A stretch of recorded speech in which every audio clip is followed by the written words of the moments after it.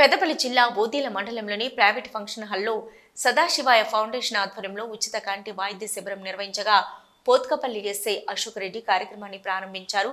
వైద్య శిబిరానికి విశేష స్పందన లభించింది. ఉచితంగా కంటి పరీక్షలు నిర్వహించి కంటి అద్దాలను అందజేశారు. ఈ సందర్భంగా వారు మాట్లాడుతూ సదాశివాయ ఫౌండేషన్ ఆధ్వర్యంలో ఉచిత కంటి వైద్య శిబిరానికి సుమారు 300 మంది కంటి వైద్య పరీక్షలు నిర్వహించుకున్నారని, ఓదెల గ్రామం నేత్ర అవయవ దానంతో ముందుందని ప్రతి ఒక్కరూ నేత్ర అవయవ దానాలు చేయాలని అన్నారు.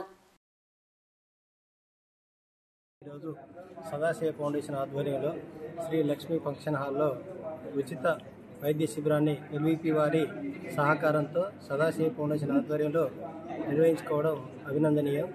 ముఖ్యంగా ఈ సందర్భంగా ఎల్విపి వారికి మేము మనస్ఫూర్తిగా కృతజ్ఞత తెలియజేసుకుంటూ ఈ ఉచిత క్యాంపులనే కాకుండా నేత్ర శరీర అవయవ దానాలతో పాటు పర్యావరణ పరిరక్షణలో భాగంగా మట్టి వినాయకులు, ప్లాస్టిక్ బ్యాగుల నిషేధం, మరకట్ల నిషేధం మరియు బ్లడ్ డొనేషన్స్ క్యాంప్ కూడా సమాజ హితాన్ని కోరే ఈ యొక్క కార్యక్రమాన్ని 2015 నుంచి మేము నిర్వహించడం జరుగుతుంది. అందులో భాగంగా ఈ వైద్య శిబిరాలను కూడా నిర్వహిస్తున్నాము.